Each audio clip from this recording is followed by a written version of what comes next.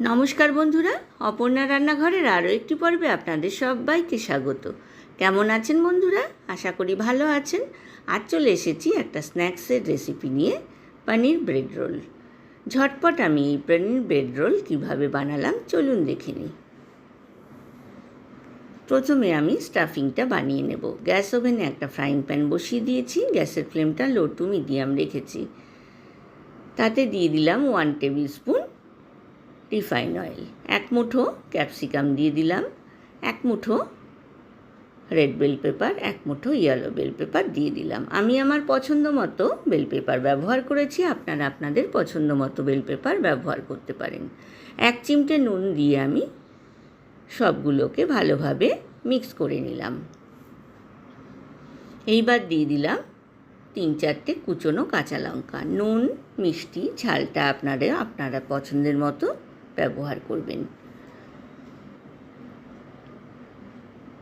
এইবার দিয়ে দিলাম গ্রেট করা ছানা। আমি পনির কিন্তু বাজার থেকে কিনিনি। আমি 1 লিটার দুধের ভিনিগার দিয়ে ছানা কাটিয়ে জল ঝরিয়ে ভালোভাবে ধুয়ে হাত দিয়ে ভালোভাবে ম্যাশ করে রেখেছিলাম, সেটা এখানে ব্যবহার করলাম।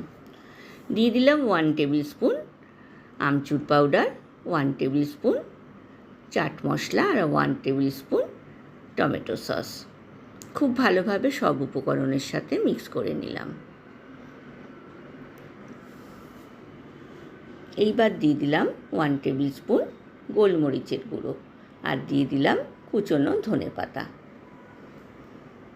এটা কিন্তু সম্পূর্ণ নিরামিষ বা ভেজ রেসিপি, যে কোনো নিরামিষ দিনে কিন্তু বানিয়ে ফেলা যায়। এইবার দিয়ে দিলাম প্রয়োজন মতো চিনি আর দিয়ে দিলাম কড়াইশুঁটি। কড়াইশুঁটিটা কিন্তু প্রিজারভেটিভ। চিনি আমি এখানে ব্যবহার করেছি 1 টেবিল স্পুন। আপনারা ইচ্ছা করলে ব্যবহার করতে পারেন, ইচ্ছে না করলে কিন্তু স্কিপ করতে পারেন। আর দিয়ে দিলাম 2 টেবিল স্পুন কর্নফ্লাওয়ার। কর্নফ্লাওয়ার দিলাম যাতে পনিরটা ভালোভাবে বাইন্ডিং করা যায়। এইবার 2টো ব্রেড নিয়ে নিয়েছি। একটা প্লেটের মধ্যে ঢেলে স্টাফিংটাকে ঠান্ডা হতে দিয়েছি। 2টো ব্রেড নিয়ে নিয়েছি। আমি প্রথমে ব্রেডগুলোকে বেলে নিচ্ছি, তারপর সাইডগুলোকে কেটে নিচ্ছি। সাইডগুলো কিন্তু আমি রেখে দেব ব্রেড ক্রাম্ব বানানোর জন্য। ব্রেড কিন্তু অবশ্যই টাটকা হতে হবে, তা না হলে কিন্তু রোল বানানো যাবে না। রোল বানানোর সময় কিন্তু ভেঙে যাবে। আবারও আমি ব্রেডগুলোকে বেলে নিচ্ছি। এইবার স্টাফিং থেকে 1 মুঠো স্টাফিং নিয়ে 2টো ব্রেডের মধ্যে দিয়ে দিলাম। এইবার রোলের আকারে গড়ে নিলাম। 2 টিস্পুন ময়দা আর সামান্য জল দিয়ে আমি একটা ঘোল বানিয়ে রেখেছিলাম। এটা আঠার কাজ করবে। আমি রোল বানিয়ে নিয়ে সাইডটাকে ভালোভাবে এটা দিয়ে মুড়ে দিলাম। দেখুন তৈরি হয়ে গেল পনির ব্রেড রোল। আবারও 2টো ব্রেড নিয়ে নিয়েছি, ভালোভাবে বেলে নিচ্ছি। বেলে নেওয়ার পর তারপর আমি কেটে নেব সাইডগুলো। বন্ধুরা, রেসিপিটা ভালো লাগলে লাইক কমেন্ট শেয়ার করতে কিন্তু ভুলবেন না। পাশে থাকা বেল আইকনটা প্রেস করবেন, তাহলে আমার নতুন নতুন রান্নার নোটিফিকেশান বা আপডেট কিন্তু আপনার কাছে প্রথম পৌঁছবে। রেসিপিটা ভালো লাগলে কমেন্ট সেকশানে অবশ্যই একটা কমেন্ট করবেন। 2টো ব্রেডে দিয়ে আমি 4 ধার কেটে নিলাম।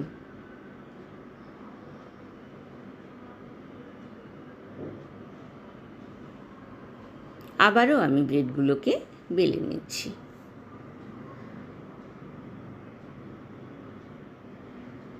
1 মুঠো করে স্টাফিং সাইডে দিয়ে দিলাম। এবার রোলের আকারে গড়ে নেব। ফ্রেশ ব্রেড হলে কিন্তু একবারেই রোল হয়ে যাবে, কোনো ভেঙে চুরে যাবে না। সাইড দিয়ে ময়দার আঠাটা লাগিয়ে দিলাম। 2-3 দিনের বাসি ব্রেড হলে কিন্তু রোল বানানো যাবে না, মাঝখানে ভেঙে যাবে।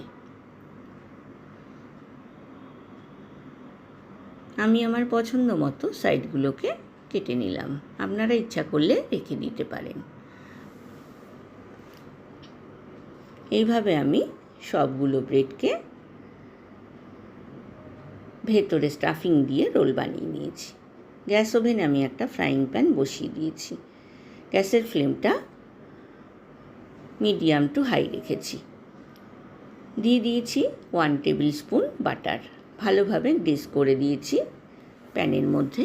এইবার এক একটা রোল নিয়ে একদিকে ধনেপাতার চাটনি আর একদিকে টমেটো সস লাগিয়ে ফ্রাইং প্যানের মধ্যে দিয়ে দিচ্ছি। 2 পিঠ লাল করে সেঁকে নেব। গরম গরম টমেটো সস আর ধনেপাতার চাটনির সাথে কিন্তু ভীষণ ভালো লাগবে। বর্ষার বিকেলে চা বা কফির সাথে বা বাড়িতে কোনো অতিথি এলে কিন্তু আপনারা অনায়াসেই এই ব্রেড রোল বানিয়ে ফেলতে পারেন।